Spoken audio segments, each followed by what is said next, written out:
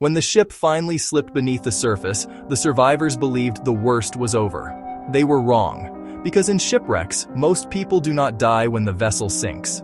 They die in the 72 hours that follow. The ocean does not forgive mistakes, and it does not hurry. Minutes earlier, there had been structure, light, direction, the reassuring illusion of control. Now there was only water, endless, shifting, indifferent water. Voices echoed through the darkness as survivors called out for friends, family, anyone. Some answers came back. Many did not. The human brain is not designed to process sudden catastrophe. In the immediate aftermath, shock takes command. Thoughts become fragmented. Time behaves strangely. Decisions slow. And yet, those first decisions often determine who lives long enough to see rescue. One of the earliest and most dangerous mistakes survivors make is believing help is already on the way. It is comforting to imagine that distress signals were received, that ships have changed course, that aircraft are already searching the grid. But the ocean is vast beyond human intuition. Even when rescuers know where to look, distance is a ruthless enemy. Hours can feel like days, and days can quietly become fatal. Panic is another early predator. It steals oxygen, burns energy, clouds judgment. In cold water, exhaustion is not always gradual. It can arrive suddenly, like a switch flipped deep within the body. Survivors who thrash, who scream, who fight the water instead of respecting it, often drain the very strength they will soon depend on.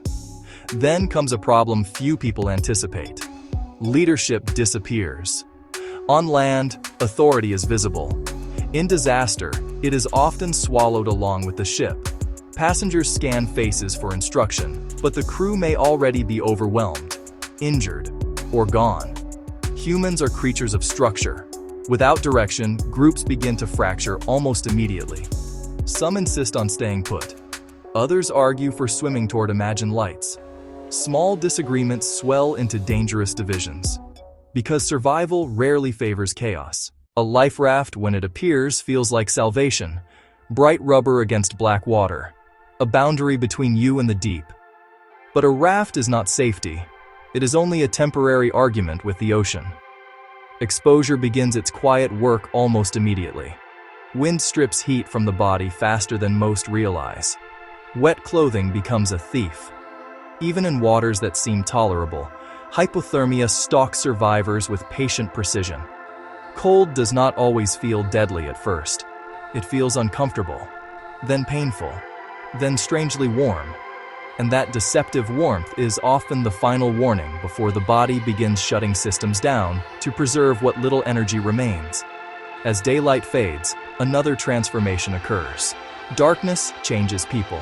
When the sun disappears, logic often follows. The horizon vanishes, orientation dissolves.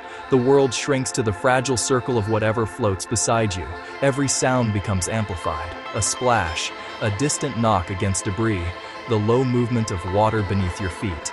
Survivors often speak of hearing things below them, slow, circling disturbances they cannot see. Whether real or imagined hardly matters. Fear feeds on uncertainty. Sleep becomes the next adversary. The body demands it. Muscles tremble with fatigue. Eyes close without permission. But drifting into sleep while adrift can be lethal. A slight shift in weight, a gentle roll of the raft, one unnoticed movement, and someone slips silently into the sea. Morning does not always reveal when it happened. By the time the first sunrise arrives, survivors search the horizon with renewed urgency. Hope swells with the light. Surely today will bring rescue. Surely someone knows. But as the sun climbs higher and nothing appears, a more dangerous companion arrives. Perspective. The realization that rescue is not guaranteed to be swift. Thirst follows close behind. Few forces unravel the human mind faster than the need for water. Lips crack. Tongues swell. Thoughts narrow until everything revolves around one desire. Drink. Survivors almost always know the rule. Never drink seawater. Salt accelerates dehydration. It invites hallucinations. It pushes organs toward failure. And yet history shows that many drink anyway. not because they are foolish, but because the brain, under extreme stress, chooses immediate relief over distant survival. The mind begins protecting itself in strange ways. Hallucinations appear.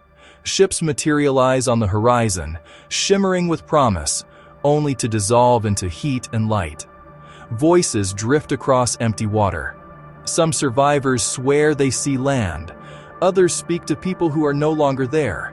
Reality becomes negotiable. Inside the raft, psychology starts to shift. Arguments ignite over small decisions. Who gets shade? Who should paddle? Whether to conserve energy or attempt movement. Blame surfaces. Old instincts claw their way upward. Civilization, it turns out, is thinner than we like to believe. By the time the second night approaches, survival experts recognize a silent threshold.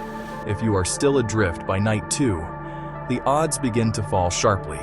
Not because hope is gone, but because the human body was never engineered for prolonged exposure to an infinite environment. There are no walls at sea, no edges, no sense of progress, only horizon in every direction. And the psychological weight of that endlessness presses down harder with each passing hour. Temperature drops again, muscles stiffen, decision-making slows to a crawl. Some survivors grow quiet, others withdraw inward. Energy must be rationed now, whether anyone says it aloud or not. Day 3 arrives differently. Less urgency, less conversation. By now, severe dehydration thickens the blood. Coordination falters. Even simple movements demand enormous effort. And then comes something survivors often struggle to describe. A strange calm, not relief, not acceptance, but a muted emotional stillness, as if the body is conserving not only energy, but feeling itself. It can look like peace to an outside observer. It is not peace. It is the edge. And yet, just when hope seems thinnest, the ocean occasionally offers something unexpected. A sound. Faint at first. So faint it might be mistaken for imagination. A distant mechanical rhythm interrupting the natural language of waves, engines. For many survivors, rescue does not arrive as a dramatic spectacle.